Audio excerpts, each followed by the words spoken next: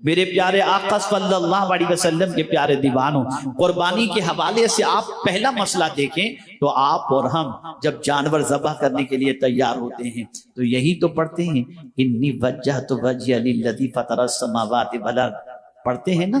کبھی اس کا مطلب بھی سنا آپ نے؟ کبھی مطلب بھی سمجھا؟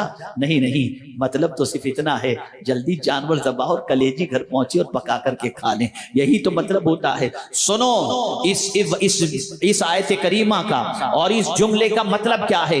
انی وجہت وجہی للذی فطر السماوات والارض، اللہ اکبر، میں نے سب سے اپنی توجہ کو ہٹا دی، سب سے منہ موڑ کر اس رب کی طرف میں نے منہ کر لیا جو زمین و آسمان کا پیدا کرنے والا ہے۔ کیا ہماری توجہ قربانی کے وقت اللہ کی طرف ہوتی ہے؟ نہیں، ہماری توجہ اس طرف نہیں ہوتی جس عمل کے بارے میں اللہ کے رسول صلی اللہ علیہ وسلم یہ فرماتے ہوں کہ قربانی کے جانور کے خون کے قطرے کے زمین پر گرنے سے پہلے اللہ تعالیٰ قربانی کرنے والے کی مغفرت فرما دیتا ہے۔ آپ مجھے بتاؤ اتنا بڑا اجر جس عمل پر اللہ نے رکھا ہو، کیا وہ صرف گوشت کھانے کے لیے ہو سکتا ہے؟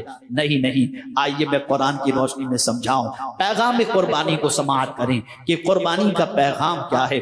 اللہ اکبر، میرے پیارے آقا صلی اللہ علیہ وسلم کے پیارے دیوانوں، دور جاہلیت کے اندر کفار جب قربانی کرتے تو قربانی کا گوشت کعبے کی دیوار پر لگا دیا کرتے اور اسے وہاں پر خون، کعبے کی دیوار کے اوپر خون لگا دیا کرتے۔ یہ دور جاہلیت کا قانون تھا۔ مسلمان حج کر کے جب لوٹے تو انہوں نے سوچا ہمیں بھی ایسا ہی کرنا چاہیے، تو انہوں نے جب قربانی کے خون کو کعبے کی دیوار سے لگانا چاہا، اللہ نے آیت نازل فرما دی، لن ینال اللہ لحومها ولا دماؤها ولکن ینالہ التقوی منکم، اللہ کی بارگاہ کے اندر تمہارا خون بھی نہیں پہنچتا، تمہارا گوشت بھی نہیں پہنچتا، اگر اس کی بارگاہ میں کوئی چیز پہنچتی ہے تو تمہارے دل کا تقوی پہنچتا ہے، اللہ کا ڈر تمہارے دل میں کتنا ہے یہ پہنچتا ہے۔ اگر قربانی کرنے والا اس نیت سے قربانی کر رہا ہے کہ گوشت کھاؤں گا اور مزے کروں گا، آپ ذرا سوچو اس کی نیت میں کتنا فتور ہے، وہ اس نیت سے قربانی کر ہی نہیں رہا۔ اللہ اکبر، حالانکہ قربانی کے حوالے سے نیت یہی ہونی چاہیے کہ مخصوص جانور کو مخصوص اوقات کے اندر اللہ کے تقرب کی نیت سے قربانی کرنا، یہ نیت ہے اس قربانی کی۔ کس لیے قربانی کرو؟ تاکہ اللہ کا قرب نصیب ہو۔ یہ قربان لفظ بھی جو ہے نا یہ قرآن سے ہے اور یہ عربی ہے۔ میرے پیارے آقا صلی اللہ علیہ وسلم کے پیارے دیوانوں، یہ قربانی اللہ سے قریب کر دیتی ہے، یہ قربانی اللہ کے قرب کی دولت عطا کرتی ہے۔ انسان یہ سمجھ رہا ہے کہ جانور کے حلق پر چھری چل رہی ہے، نہیں، حضرت ابراہیم علیہ السلام نے کون سا جانور خریدا تھا؟ کوئی جانور تو خریدا نہیں تھا نا، اپنے بیٹے کی گردن پر چھری چلا رہے تھے۔ اے رسول اعظم صلی اللہ علیہ وسلم کے دیوانوں، ذرا مجھے یہ بتاؤ، یہ قربانی تو حضرت ابراہیم کی سنت ہے، پھر حضرت ابراہیم نے تو جانور پر جو ہے چھری بعد میں چلائی، لیکن آپ مجھے بتاؤ اس سے پہلے حضرت ابراہیم نے تو اپنے بیٹے کو لٹایا تھا اور بیٹے کی گردن پر چھری چلانے کے لیے تیار ہوئے، اور قرآن کہتا ہے وَفَدَيْنَاهُ بِذِبْحٍ عَظِيمٍ، اللہ عز و جل نے ان کی جگہ پر فدیے کے طور پر مینڈے کو لٹا دیا اور وہ عظیم قربانی ہو گئی۔ آپ مجھے بتاؤ، حضرت ابراہیم علیہ السلام مینڈا خریدنے نہیں گئے تھے، حضرت ابراہیم علیہ السلام جانور کے لیے پیسہ نہیں دیے تھے، تو پھر یہ قربانی حضرت ابراہیم کی سنت کیا ہے؟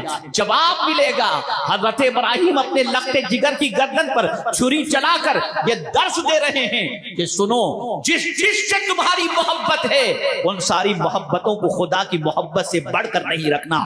اگر خدا تمہیں حکم دے دیتا ہے بیٹا قربان کر دو تو رب کی رضا کے لیے بیٹا قربان کر دینا، تاکہ اللہ عز و جل کی خوشنودی حاصل ہو جائے۔ وہ ایک جانور پر چھری نہیں چل رہی تھی، وہ نفس پر چھری چل رہی تھی، وہ خواہش پر چھری چل رہی تھی، وہ ارمانوں پر چھری چل رہی تھی۔ آج کا مسلمان خواہش کا غلام ہو گیا۔ حضرت ابراہیم علیہ السلام نے بتایا میرے بیٹے کی محبت بڑی میرے دل کے اندر ہے، میں نے اسے اللہ سے مانگا ہے، اللہ نے مجھے عطا فرمایا، لیکن اگر میرا پروردگار مجھ سے فرمائے کہ بیٹے کی گردن پر چھری چلا دے، میں بیٹے کو نہیں دیکھوں گا، میں رب کے فرمان کو دیکھوں گا، پالنہار حقیقی کے فرمان کو دیکھوں گا۔ یہاں سے ایک مزاج ملا، قربانی کا سب سے بڑا پیغام یہ ہے کہ تم سے جانور پر چھری مت چلاؤ، اپنی خواہشوں کی پیروی پر بھی چھری چلا دو اور عزم کرو، مانیں گے تو اللہ کی مانیں گے، اپنی خواہش کی کبھی مانتے ہوئے نظر نہیں آئیں گے۔ ہم نے خواہش کو اپنا معبود بنا لیا، ایک خواہش پوری نہیں ہوتی دوسری خواہش جنم لے لیتی ہے، ہم خواہش کے غلام ہو گئے، اب نفس کے غلام ہو گئے، اور اللہ کی بارگاہ میں یہ گوشت اور خون نہیں پہنچتا، تقویٰ پہنچتا۔ اور جتنی بھی عبادتیں ہیں، توجہ چاہوں گا، جتنی بھی عبادتیں ہیں وہ ساری عبادتیں ہمیں متقی بنانے کے لیے ہیں، اس کو ذہن میں رکھیے گا، صرف ہمیں پرہیزگار بنانے کے لیے، اور ہم سب کچھ بن گئے، نمازی بھی بن گئے، روزے دار بھی بن گئے، حاجی بھی بن گئے، اور جو اللہ کی راہ میں خرچ کرنے والے بھی بن گئے، لیکن ابھی تک متقی نہیں بن سکے، متقی نہیں بن سکے۔ جس مقصد کے لیے عبادتیں ہیں وہ مقصد ہم حاصل نہیں کر سکتے۔ کیا کبھی آپ نے ماہ رمضان کے روزے کے مقصد کو دیکھا؟ کتب علیکم الصیام کما کتب علی الذین من قبلکم لعلکم تتقون۔ روزے اس لیے فرض کیے گئے تاکہ تم پرہیزگار بن جاؤ، تاکہ تم متقی بن جاؤ۔ سفر حج کے لیے جا رہے ہو، زاد سفر لے کر کے جا رہے ہو، لباس پہن کر کے جا رہے ہو، وہاں بھی قرآن کہتا ہے اگر تم جاننا چاہتے ہو کہ تمہارا حج کے سفر کے اندر زاد سفر سامان سفر کون سا بہتر ہے، تو قرآن کہتا ہے کہ سامان سفر کے اندر تقویٰ یہ سب سے بہترین زاد سفر ہے، اور لباس جو ہے وہ لباس التقویٰ خیر، تقویٰ کا لباس سب سے بہتر لباس ہے۔ لیکن افسوس کے ساتھ یہ کہنا پڑتا ہے کہ آج تک ہم متقی بن ہی نہیں سکے۔